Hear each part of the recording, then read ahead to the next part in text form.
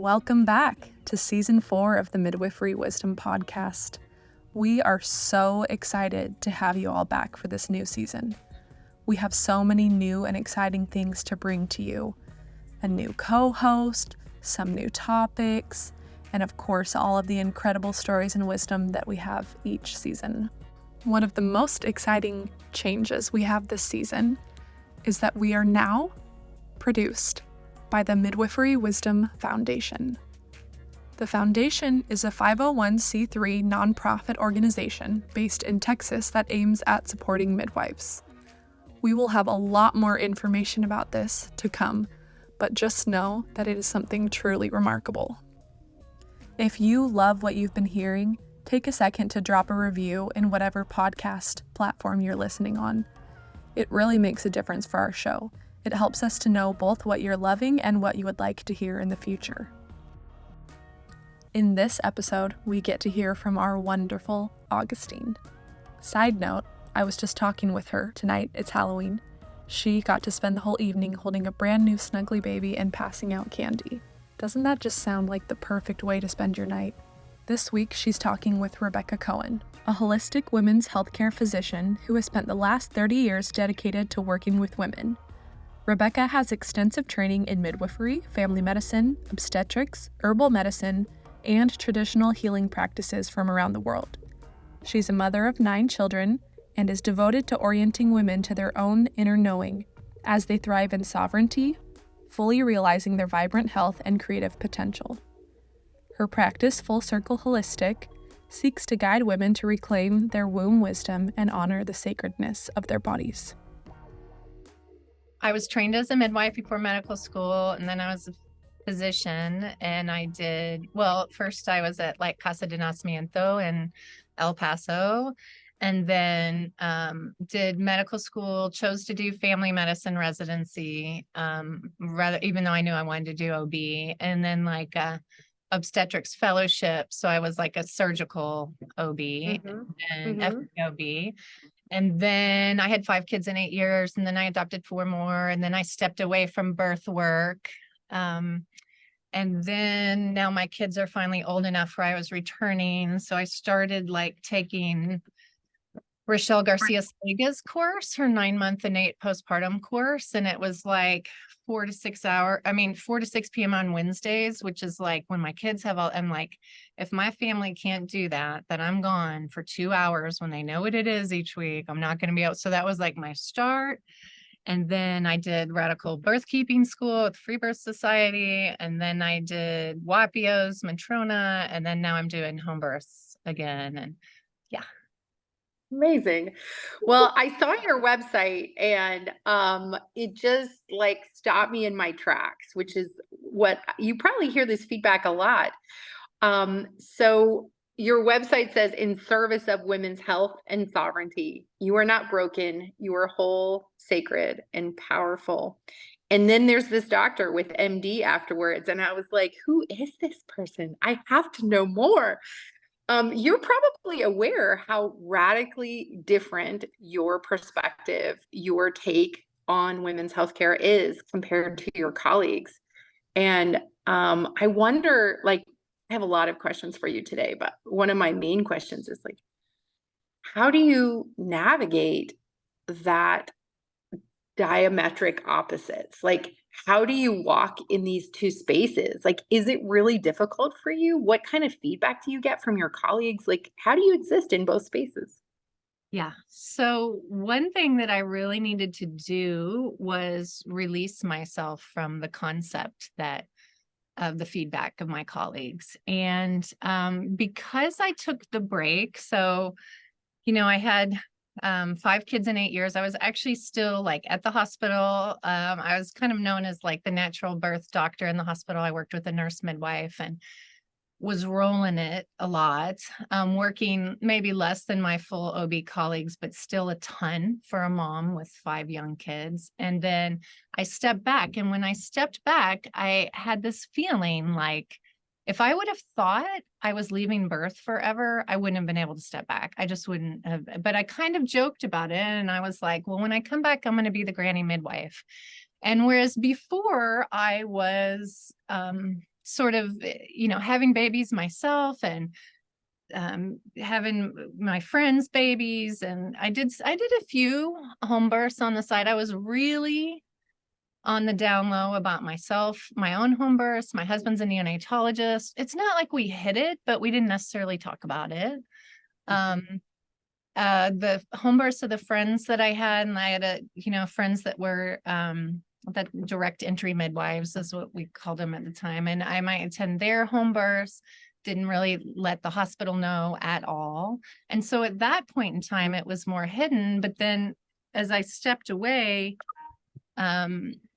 and then went to come back, I initially was worried about those things, but I'm just not anymore. And I've just separated myself out so much. And I really realized, and it's been a lot of self-work, honestly. Like, I have a concept of what they think, but not really clear who the they is. And sort of like there's these nebulous background, like they who are judging me because I'm doing this or not doing that. And at some point in time, honestly, a lot of it, that my radical birth keeping school with the Free Birth Society really helped me with that. Okay. Emily and Yolanda are really strong women who are out doing sort of outside the Yeah, very outside. status quo work. And people have a lot of ideas about what that school is and what it does. And most of the time when I see stuff that other people have written about it, they have no idea because they haven't taken it. And but a full third of our course was self-mastery, it was called. And so we did a lot of drama triangle work. We did a lot of Byron Katie's, like the work about where do you stand? And that's where that really helped me. Doing that with my teachers in that school and doing that with my classmates in that school sort of helped me begin to see, like, oh, that's been that I think is out there, like they already think I'm crazy for attending women at home. Right. So for then me to attend women at home and let women make the decisions about whether or not they choose to do the glucose test, or whether or not they choose to do the GBS test, or whether or not they want their blood pressure taken while they're in labor, or whatever it might be, it's already crazy to the nebulous they. And so I just realized that my relationship is with the woman and the women that I serve. And so that has sort of opened me up to a whole different clientele that really stretch me. It stretches me as a physician. Sometimes my physician mind in the back, when I hear women coming to me that are making the choices that they're making, is like trying to get my attention. But they're smart women who come and see me. They're smart women who are invested in their care and are educated and come to me as a resource, not for me to tell them what to do. And so that's who I serve. So I don't serve that nebulous they about what my colleagues think. I just don't care much anymore. But I'm saying that now, but it took me kind of years to go through that, process. And I still, I still get back up in it. Yeah. Yeah. Well, the they, we'll just call the medical industrial complex Right. living folks, they have a lot to say. And I think what's really striking when you sit in circles of folks who are super indoctrinated into that thought process, there's a real entitlement. There's this real belief that I know better. It's this paternalistic kind of holdover from ancient, well, I mean, not so ancient, but from the medical industrial complex's takeover of traditionally women's spaces. We've had this paternalistic, patriarchal, misogynistic, oftentimes control of or belief of superiority. And it's really threatening to those folks to sit in this humility, like where you've gotten to, where it's like, I'm not in charge, right? Yeah.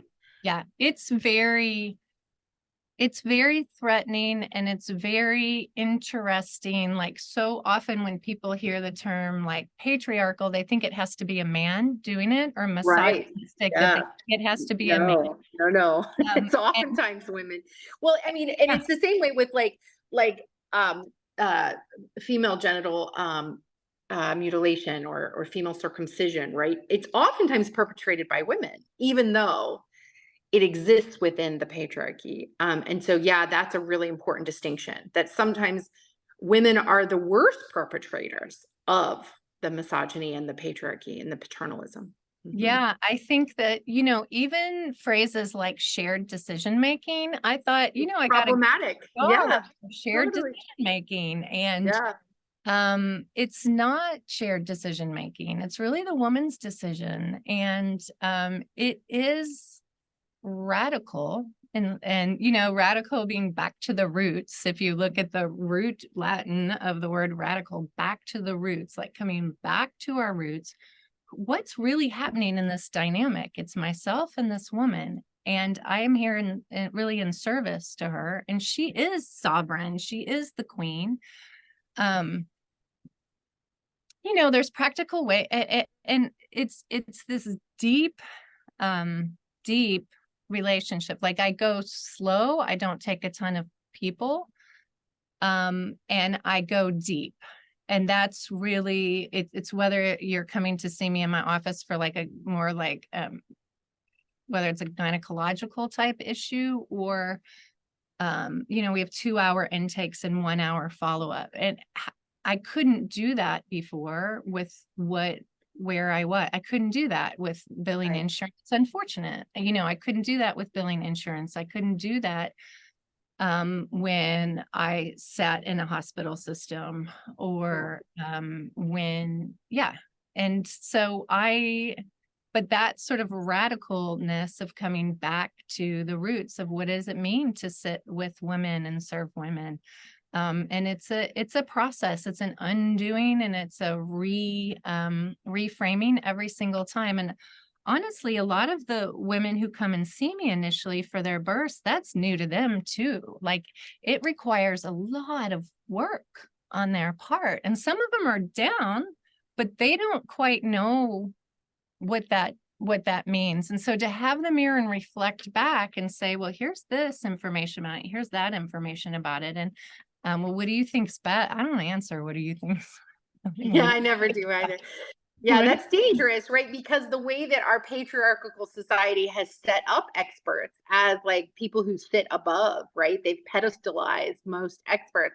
So even if they're actively trying to decolonize or depatriarchal their brain, they still will have these inborn perceptions of who you are as an expert and sort of raise you up. And so if you share something off comment like, oh yeah, I never did that, they'll be like, that's the right way. Got it. Now it's right. And it's spending enough time and being like, my prenatals are 1.5 hours long each time. So that if, for example, we're talking about some testing that they're going to do or not do, sometimes, for example, if I was going to choose like the gestational, the glucose tolerance test, there might be this information about it. There might be this information that I give them, but there's still maybe a wanting to virtue signal to others that even though they're having a home birth, they're doing all the right things. And so if I sense that, I might ask them about that. That's a whole deeper level, and find out, is that really what's going on or not really what's going on? Like, what do you really think? Keep feeding it back to them. But you have to have conversations around that. And I truly also have to detach myself from their decision of whether they choose to get it or not. And I'm kind of at that point where I somewhat, with a lot of it, with the trust, the mutual trust, that if I see a problem or something that I see that's concerning, that I'm going to be honest and let them know. But I have had to learn how to manage my own my own little OB doing like flagging me down from the back of my brain. Like, wait a Yeah. outside of protocol. Wait a second. Wait, Yeah. my A lot job of and unlearning. beholden to them to manage that. Yeah. And that's a major unlearning. Mhm. I mean, not just cultural unlearning, like all of the women are having to do, but you have like systemic and like you have training to overcome, because this is not what you learned in med school. I mean, I don't know where you went, but No, I yeah. I even in my midwifery training, so I trained as a midwife before medical school, there was still that well, I'm the expert in birth, and this is, and but I subscribe to that. So when I like look back at my births, and I had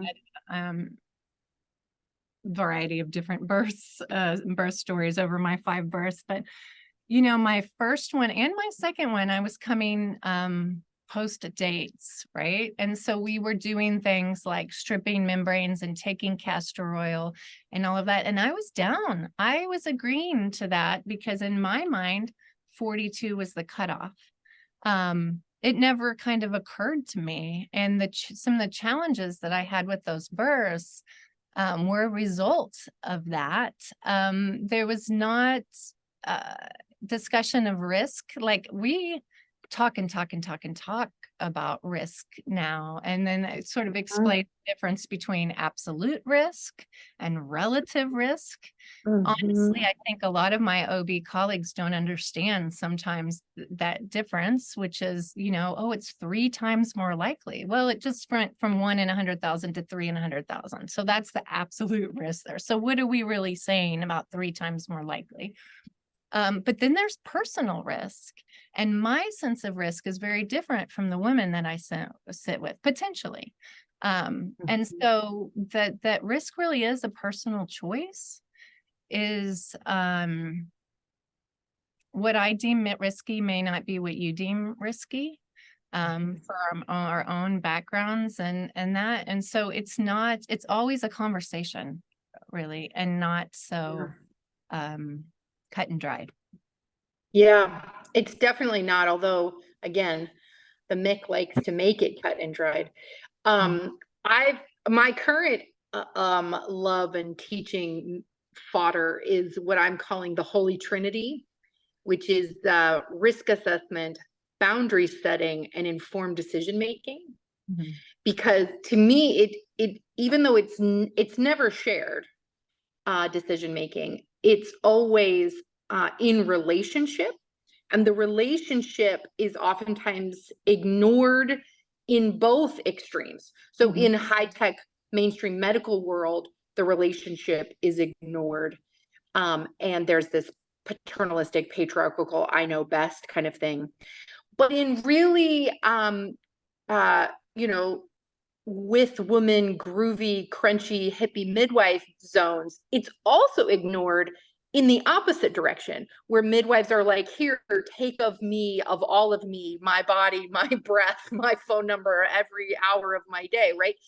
And I think both extremes are really dangerous. And so I've started really diving into helping midwives add the third leg of this stool, which is personal boundary setting. What am I okay with?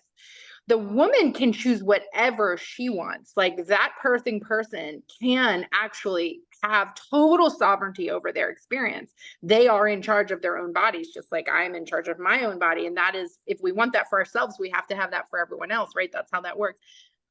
But then there's this third piece, which is like, what's actually okay with me? What will I attend as a provider, as an experienced expert, as someone who's been there before in this litigious society where I might be held accountable for this outcome, regardless of how I believe the relationship should go. And then the third piece, of course, is like, how do we communicate these two realities? Yeah. I'm calling this the Holy Trinity of like, right, how the relationship works. That's great. And I love that. And I think that, the drama triangle, or that sense of heroing, is where it gets super strict Dangerous. personal boundary setting. And that, Yeah. it's really, really hard. I recently had to, tell a woman that I was, working with, that I was no longer in alignment. And so I think there was this Yeah. concept like, oh, you're the radical OB who does home births and will take whatever. And it was really challenging. It was really challenging for me. It was really challenging for my, well, who else is going to take her if I'm not there? Mhm. Which is not Dangerous place. Yeah, Danger. not a Yeah. healthy place to be. And Mm-mm. it's also heartbreaking because there's that every one of us comes in with service, and so many times, I'm not, and I've used it myself, that term midwife, excuse me, but I also kind of hate it. I hate it. I hate this disparaging that happens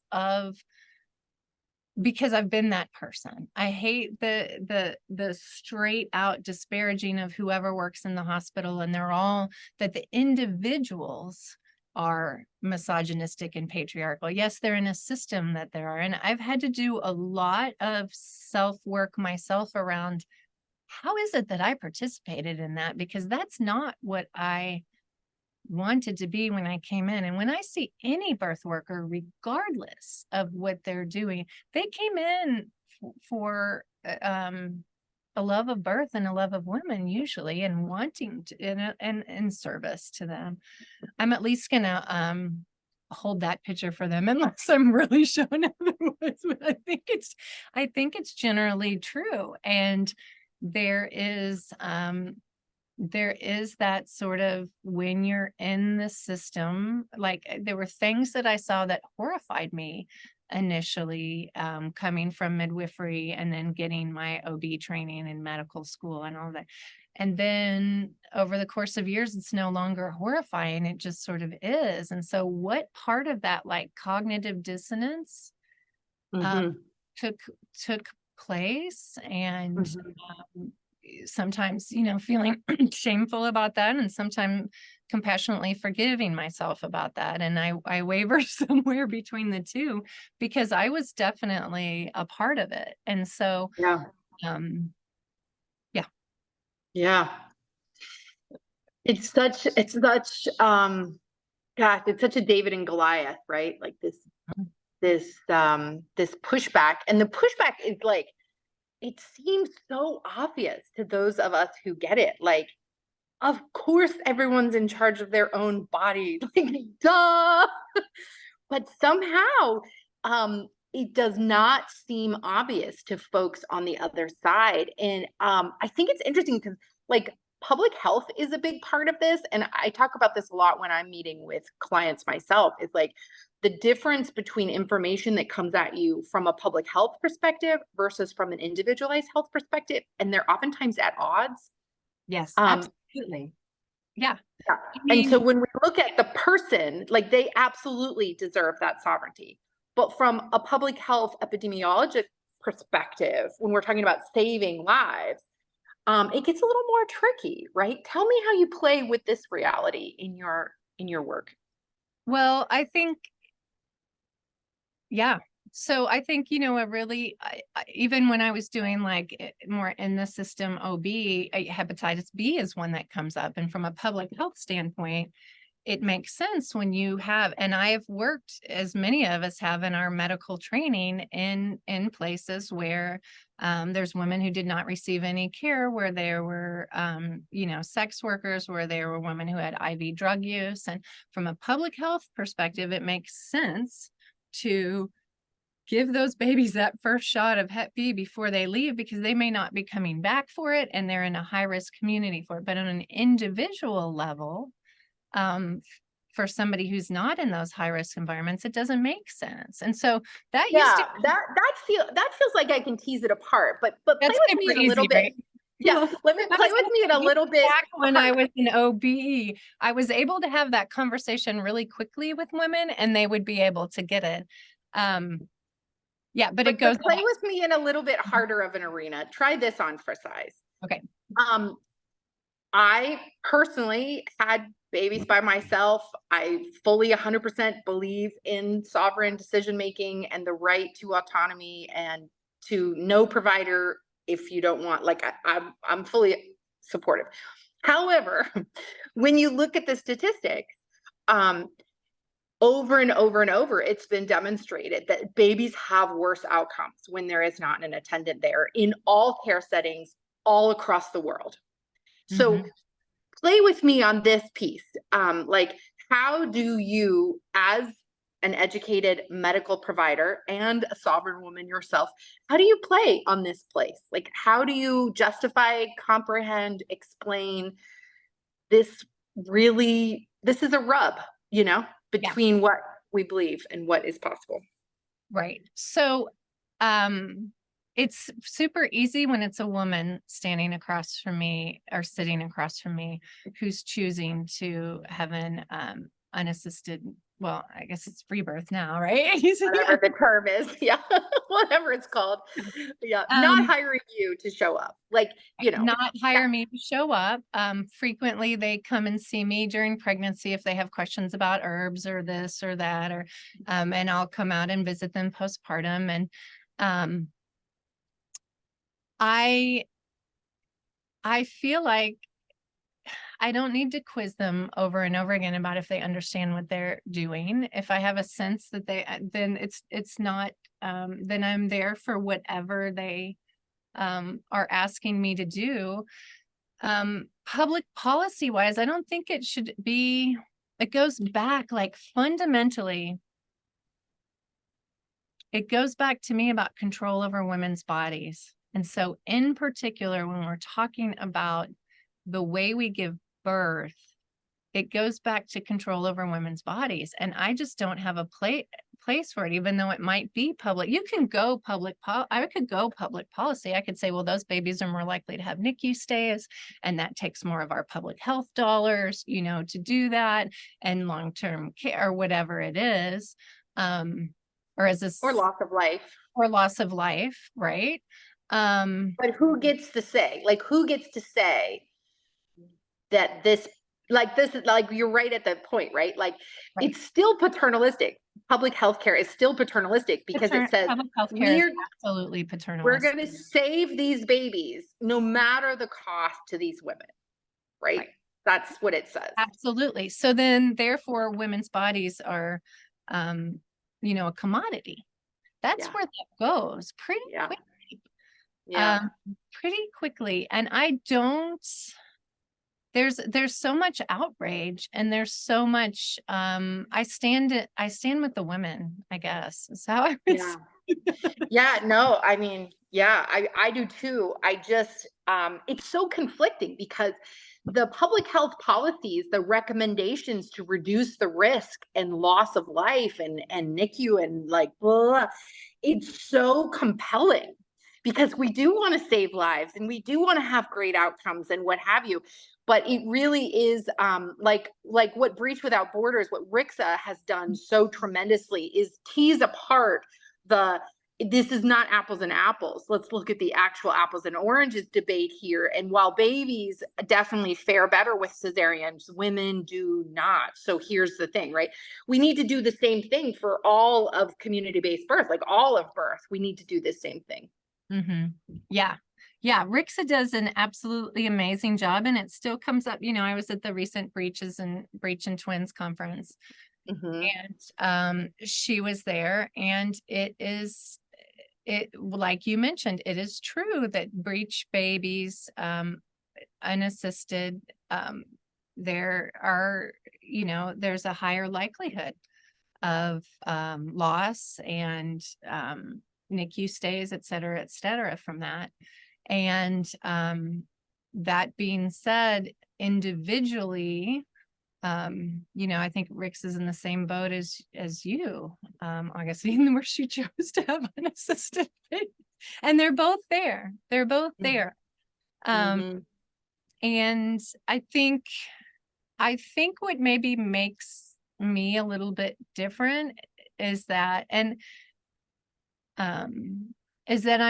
I'm really just at the point where I'm willing to not willing to stand up. Maybe I'm going to get absolutely ridiculed, stripped of my license, and thrown in jail in a couple years.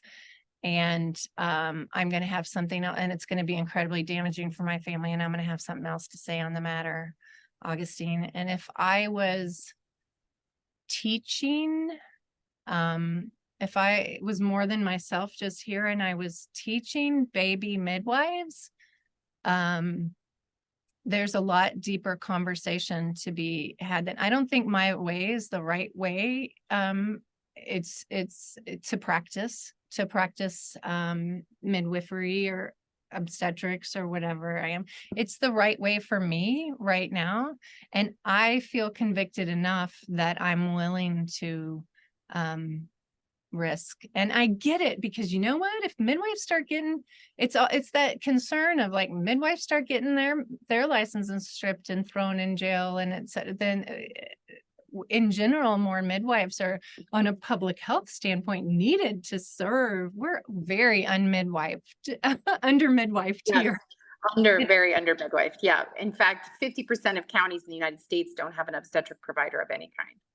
We have massive healthcare deserts, and we're short on midwives and physicians. We're short on all care providers. It's a disaster, really. The United States is really in crisis. In fact, I saw last night that ABC Nightline did a special on the crisis, and it's finally getting mainstream attention. But back to this issue, because I think it's really fascinating, this conflict, this rub between individualized care versus public health care, because, you know, it really comes down, you said, I stand with the women, and it really comes down to being like, who gets to decide and who risks as a result of that decision. And I think I have a lot of compassion for the medical industrial complex workers, not the system. The system's completely garbage, but the workers, the people on the ground, you know, I have a lot of compassion because they oftentimes risk by siding with the women. They risk their livelihood. Absolutely. It's so hard. And I am the first to say that. I tell people that when they, you know, sometimes midwives will ask me, and I'm like, you know, my children are older. I'm not the main financial provider for my family. I'm a white, privileged, upper middle class woman. I mean, I see all of that, and I know all of that plays into me standing up and going, well, you just do it. You just side with the women. I'm aware of that. And again, I'm aware that it might not be in the same for everyone. It's hard, but at the end of the day, there's like my personal integrity. And for my personal integrity, it's really hard at this point, and for me to imagine going back and being beholden to my license or status quo or policies and procedures. And I understand that I'm saying that from a place of privilege, but I also have to wake up with myself. And this is somebody who did it for many years, who used shared decision making. We all know, like there's quote unquote shared decision making, but you know everyone knows how to tilt the bias the conversation. Just read how to win and influence people, you know, David Covey or whatever. You can learn very quickly how to bias the conversation, for sure. And it is my job to stand in my own integrity and just continue to checking back in with that when I'm with the women, and to out myself. Sometimes I out myself, and I out myself. It takes a lot of work. It took me, even after I knew I wanted to come back and do births, it took me a long time to come to this point where I am now. I didn't just like wait, or I didn't take, you know, a 12-week school, or I didn't like wake up. This is a year's worth of work for me, and continually being challenged with each and every like new thing that comes up with the women who walk through my door. I go to their house each day of, Yeah. Becca here, your friendly Midwifery Wisdom Podcast editor. I'm currently looking at my half-packed suitcase sitting in the corner of my room. I really need to get that filled, because I'm getting prepped to come to the Midwifery Wisdom Experience next week in Denver. I cannot wait to see you there in person. Make sure to stop by the registration booth and say hi. I also understand that not everyone can be there in person this year. Whether you've got a client due that you just couldn't miss being there for, travel issues, family commitments, etc., we don't want you to miss out on the magic. That's why we are so excited to announce our streaming ticket option. Your access will begin on November 10th, the first day of the conference, and will last through the end of the month, November 30th. You can either watch live or catch the presentations later. That's the beauty of the streaming ticket. We have some truly incredible mentors and speakers presenting this year. You're not going to want to miss it. If this sounds too good to pass up, trust me, it is. Check out our show notes for the link to purchase your streaming ticket for the 2023 Midwifery Wisdom Experience. Now back to Augustine and Rebecca. Well, we're at one kind of edge, I feel like you and a few other anti-establishmentarianism OB MDs are out there breaking down barriers and extending the edge of healthcare in one direction. And I think we need all kinds. Like, I think everyone doing everything is where we're going to have a change. And so it's really inspiring to hear from you. I appreciate your acknowledgement of how much privilege you walk with, but it's really inspiring to see you like pushing boundaries and having these, I'm sure, really profound conversation with client after client about their own sovereignty and what they own and what's their responsibility and what they can do and what they can change. I think that's really inspiring.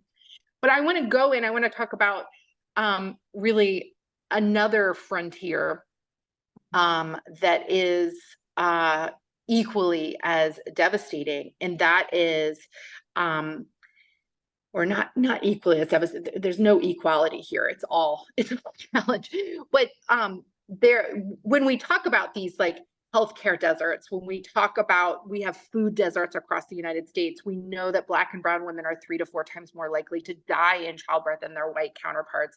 We know that there are sometimes you can't get in till 20 weeks. I saw a statistic last night in that ABC program that there are 20,000 plus pregnant women who have no access to care providers across the nation. They are delivering with EMTs. They call 911 and EMTs are delivering their babies. We have, even when you can get an appointment, oftentimes the first appointment doesn't happen until 20 weeks. And so I'm including myself in this. This is not a personal attack in any way, but when we talk about sovereign, unassisted free births, when we talk about providing 1.5 hour long prenatals and all of this like juicy, delicious, spacious, ideal kind of support, there's another side, right? And it's like, what are we collectively as a nation of maternity care providers who care about the outcomes for people? How are we going to solve this other frontier, which is like people who are or have to be in the system? There's no way out. They don't have enough food. They don't have enough money. They don't have enough access. There's low resources. They are dying at alarming rates. Their babies are dying at alarming rates. There's nursing shortages. Like, how are we collectively, and again, this is not you specifically, but since you are a vested member of this culture, how are we going to affect change on that front? I know there's been public health policies of promoting home health workers, which are really just the new age phrase for midwives, community-based midwives, right? There's doula programs that are now getting reimbursed by insurance and state Medicaid and things like that. But like, you've been in the system. What are we going to do? What are we doing? It's abominable, first of all. And when I keep coming around to it, it's and what I did, but I'm going to start with a personal answer. What I did from the very beginning when I started, I knew I didn't want, I'd come from this midwifery or natural birth background, and then a friend of mine had a home birth when I was a teenager, and then that was like it, right? And so I came in, and I was going to be the good doctor inside the system that was going to help. I was going to be the one that was the good one that would change the system with all that vim and vigor that a young woman in her late teens and early 20s is. And I don't think that's possible. I think that we really have to look to new systems, altogether new systems. It's not just our healthcare either. I mean, when Food, education, all the systems, and they're really all based on capitalistic focus. So is it the capitalism we have to change? Like, what do we have to change? Like, I'm really serious. I'm ready to brainstorm anything with you. This might be beyond the scope of what you thought today's conversation was. I think, I really think new systems. I really think about creating new systems, and because I think the old ones are crumbling, and I think since there's so much more awareness, honestly, pre and post COVID, I think that was a huge galvanizing point. And then these dichotomy, I mean, talk about public health versus individualized decision. I mean, that was up in the forefront. Ground zero. Never had to think about it before. Suddenly it was in their face, and they were making polarized stands around it. And so I think it's not just like the midwives thinking about this issue, but I think that in general, it's up for us culturally, all across the board. The faith in politicians, the faith in institutions is at an all-time low. I mean, people who, the CDC and what people like my mother and my grandmothers who had this faith in all of these systems, including our political system, that is really plummeted. And so I think everyone is seeing that these systems are not functional and not in the individual's best interest. And I don't know. Got to be changed somehow. Something's got to give, right? Something's got to give. Yeah. And it probably will. It's just the question is really, what are we going to build out of the ashes? And I think, we already see a lot of things burning. So one is the completely out, like you've done, like many have done, is like completely separate, independent, not beholden to anyone, right? That's one way. But I'm imagining how to grow new systems. That's my current fascination. Well, so you are in the Midwest. Tell us about the care that you're providing in your region. I know that you're also an herbalist. You've attended multiple herbal trainings. You're also a student of Vivi Ram, like I am, and many others. I love that you are a vagina whisperer graduator. Tammy Kent is exceptional. I've been a student of hers for years. Really, your certifications and credentials read like a who's who of the birth world. So tell me about the clients that you serve and how you get to offer these trainings. I mean, also, I feel like I'm looking at birthing from within art in the background there. There's a labyrinth on your website. You're like really deep dive in here. So tell me about. I think it's not listed there, but I've done those trainings too. I've done so much. I'm sure you have. I can see it. It's influence. I had to come up and out of the Midwest, and I'll have to say like a decade or more ago when I started sort of this, at first I sort of straddled both worlds where I went part-time in a more typical MD office and then started this sort of as my side gig. And pretty quickly The demand of it was so high, but I even went back, like Tammy Ken, I even went back. I took all of her trainings and all of her levels. And then I was like, Tammy, I need to come back because I'm losing my languaging. Now I have it, a decade plus in, but because no one knows what I'm talking about. It's not like and so I really felt like I was sort of like Little House on the Prairie out in the frontier here, because the coast, had these other concepts of this, and the big cities do, but there's nobody in the area who really offers that yet. And it's like that in the Midwest in general. It takes a while for the trends to sort of come in here.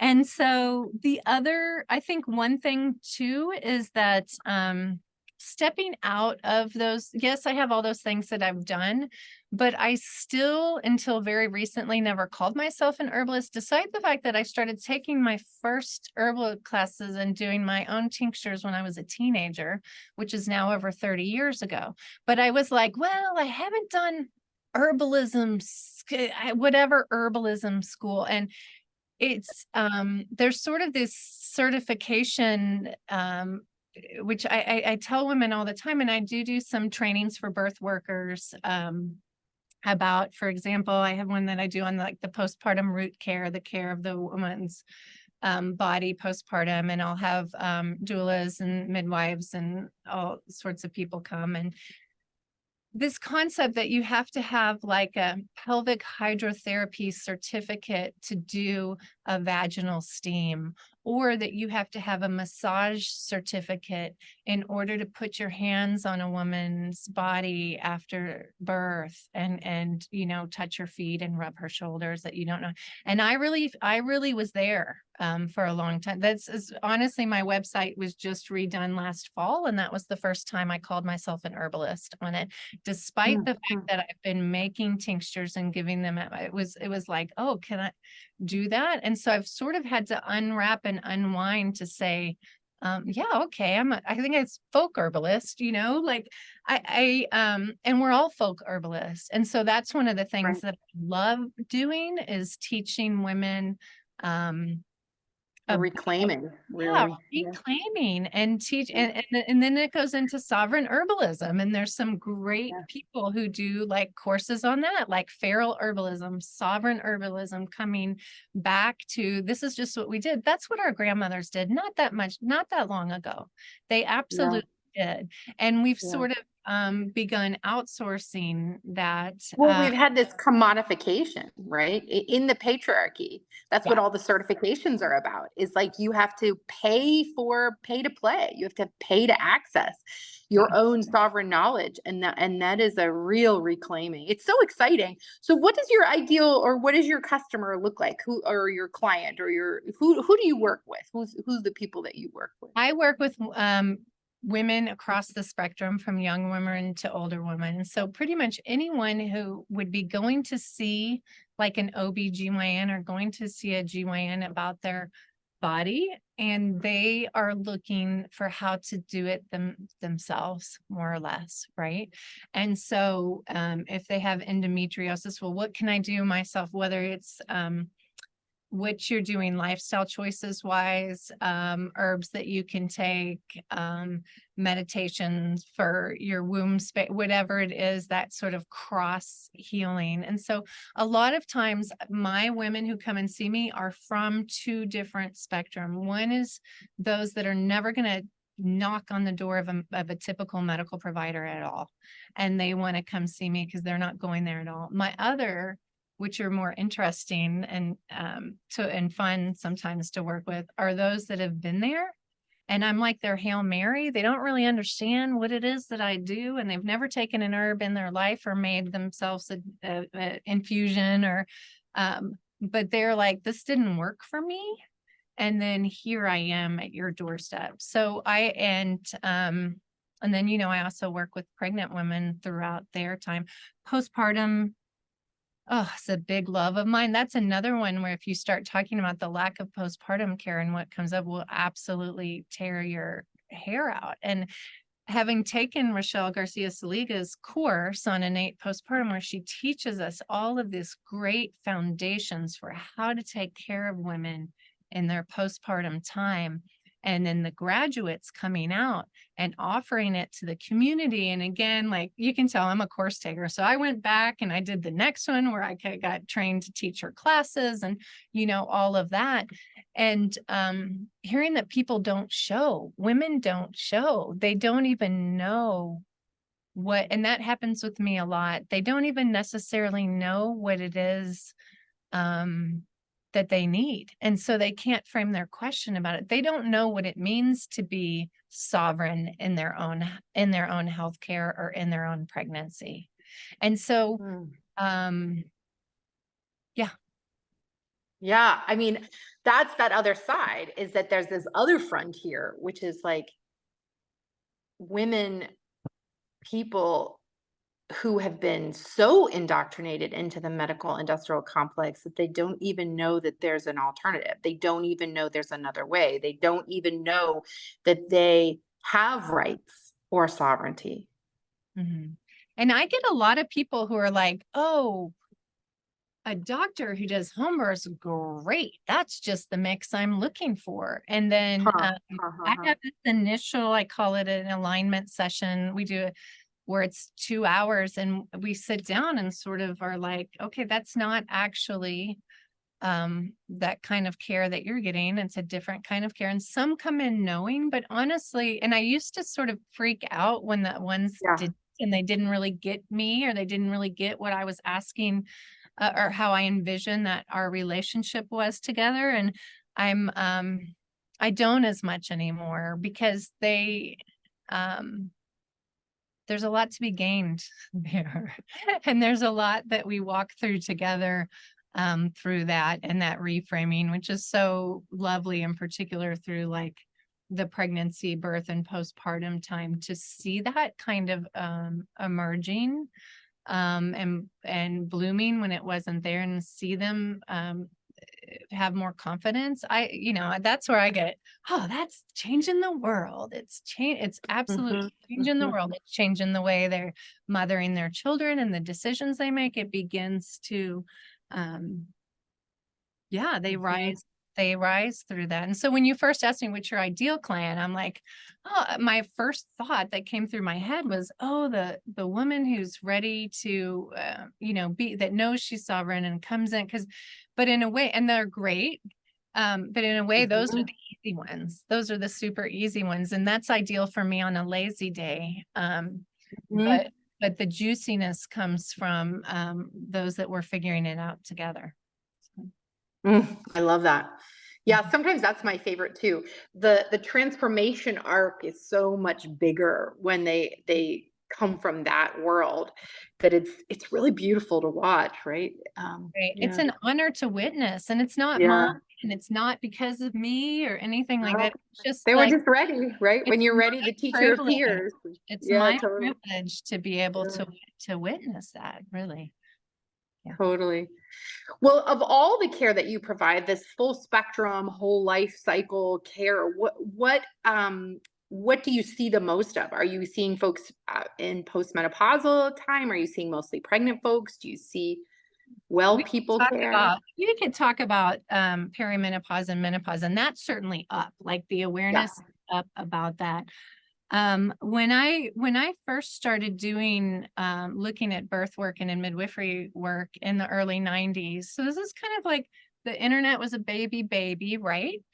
And there were books, and there was like Spiritual Midwifery and Heart and Hands, and just a few like books, right? That's when I came up. Yep, I know that time frame. Yep. And that was it. And and there were a few. You could mail away for newsletters.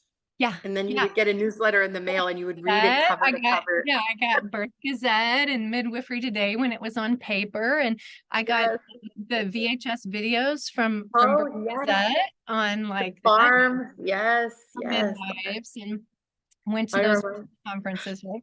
So there was very little out there. Now there's an explosion out there. Now, the Instagram feed is just filled with these women giving birth. I feel like for perimenopause and menopause, we're back in the early 90s right now. There's no book about it. There's not a ton of information about it. There's very few women on the internet or on Instagram, certainly talking about it. I know it's coming, but it's still really hard. And so the medical model that's talking about, it was in the New York Times Magazine, women are being undertreated for menopause. Oprah had her big thing about menopause and perimenopause. And it's all, and I'm glad because it needs to come up now. We need to not be frightened to say that we're having a hot flash at our workplace or, all of those things. But it's still like, oh, they're undertreated for this hormone replacement therapy. And I'm not against hormone replacement therapy if that's no, but it's the same thing of like, we don't do enough cesareans. Right. Concept, yeah. And so, I see a ton of perimenopausal women who are struggling with their symptoms. And I think one thing that's really interesting is, that's my age now. And so for a while, I said when I was having my babies at home, my friends were having the babies at home with other people at my, we'd go to the teeny tiny Waldorf school out here in Louisville, Kentucky, the one, and everybody at the Waldorf schools doing that. And then I get to the point where people are bringing their daughters into me, and that still happens a lot. My daughter's having painful periods. And the OB said to put her on birth control pills. I'm not going to do that. And so, we'll talk about my abdominal therapy and all the things and herbs and things that can be done to help with that quite effectively. Many times, I'd say the majority of the time, those same moms who come and see me are on hormone replacement therapy already. They wouldn't give it to their daughters. They did natural childbirth, but it's frightening, and there's not a lot of sort of grandmothers out there telling us, and it's coming now. I really like the Red School out of England. They had written a book about the menstrual cycle called Wild Power, but they just wrote one called Wise Power about perimenopause. But it's like so few books I can name them, and Hagitude, and there's a new one called What Fresh Hell Is This? But it's very few. I feel like it's the early days when I had Heart and Hands and spiritual midwifery, and there was nothing else out there. I have great hope for my daughters who are teens now, 30 years from now. But I see a lot of women, and sometimes I don't feel as I'm not saying sometimes, I never feel as well resourced with them as I do with someone who is looking at navigating their pregnancy and postpartum. Yeah. That makes sense. Well, what's your favorite lifestyle stage or life cycle stage to work with? Oh, pregnancy For sure. Yeah. And for me, it's that aha moment, is that what it is for you too? That like aha moment when someone like has a new personal understanding or discovery or awareness? What is it about it that I love that process. I love that word matrescence, that becoming mother. That whole, it's not just the physical that happens, but it's their whole being changes. It truly is this metamorphosis. And it's gorgeous to witness. And it doesn't matter if it's your first time it happens every time. It happens that sort of that's cracking open and then re-emerging.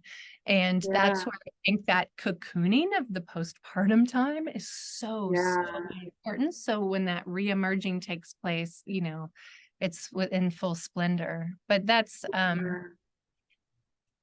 even when I wasn't doing actively attending births, I still in my office did like pregnancy and postpartum visits because I just love being around pregnant women. I always It's a magic for sure. I'm loving this this quote on your website: when women gather, magic happens. And you hold a number of women's circles, including postpartum circles and birth story circles and group prenatal, all the things, right? Yeah. What a resource in your community. Do you know and collaborate with any local midwives? I do. And when I first started returning to birth work, I'm so grateful that I came as an assist really with the midwives and for a couple years. And the majority of even though I had home births myself and and I attended a few, I specialed a few, women before the massive bulk of the births that I've been to are not physiologic births. They were births in the hospital. And so, yeah, I love working with the midwives, and one of them in particular in my community, when we were a teenager, we we used to meet at her home. I meet at her home. She's a little bit older than me, and we did like the new view of a woman's body, and we got out our plastic speculum and looked at each other, and we did what questions would you ask on an initial prenatal? And we made sheets together and, all of that. And she's a practicing midwife in my community with almost 30 years, experience now. And it's such a blessing. I know my practice is called Full Circle, and there's many, many, many holistic practices called Full Circle, but really in my life, I've made this arc from that to now, and it's a joy. It was joyful for us to, for her to realize like, oh, you're back doing births again. And we support each other and collaborate with each other. And it feels great. That's awesome. Well, as we get closer and closer to this ideal of interprofessional collaboration, because there are so many providers that need to have a touch base in this space, like physiotherapists and lactation consultants and midwives and doctors and all the rest. We could keep naming them, right? As we get more and more interprofessional collaboration, I feel like we need a new name, right? Like we need a new name that contains us. Midwifery is what we've used, but now many people are rebelling against midwifery, and they're using birthkeeper or what have you. They don't want to be midwives anymore, and it saddens me. But I also understand that we need a differentiation between what is currently being practiced in the medical industrial complex and what is happening in the community-based space. Midwifery Wisdom, our focus has always been on the space. So we support all care providers in the community-based space so that we try to differentiate, or we try to get away from this siloed, turf war thing that's happening. It's But awesome. What do you wish we got called? Like, how are we going to come together? I don't know. I think about it a lot. Yeah, that's such a great question, because birth workers is just awful. I feel Yeah. like. Very akin to sex workers, and there's so much connotation there. It's hard to sell that, it's hard to sell that. Yeah, that's a great question. We need a new name. We need a new name. I don't know what it'll be, but I want us to come together. I want that bridge building to continue to build a whole new model where people who attend and support the matrescence have a new word. Well, it's been such a pleasure to speak to you. As we wrap up, Rebecca, would you share, I guess, what you wish folks who are still in the medical industrial complex knew that you now know on the outside? Nurses or midwives or doctors who are still in the inside but wishing it were different. What would you wish them to know? I would wish them to know that it's a possibility. I think it just seems, and I think myself really for years didn't even see it as a possibility. I didn't even realize it was out there, that there was another way.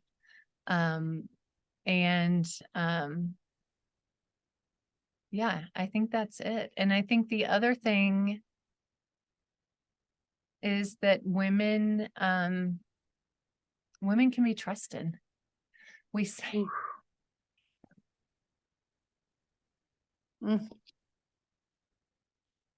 I don't usually get chalked up, but man, that was right in the heart.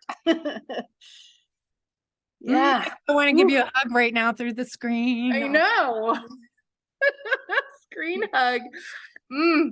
Yeah, in our midwifery group, we do this to make can't even do it very well, but we do the little like heart from our thumbs. But yeah, I feel it, man. That is a good one to share. Hashtag women can be trusted. I want to make that it used to be Twitter, but now it's X and whatever the hell that means. I want if it's tweetable, I want people to hear that loud and clear. And thank you so much for walking your talk. Thank you for demonstrating what is possible out here on the edge. Thank you, Augustine. Thanks for having me.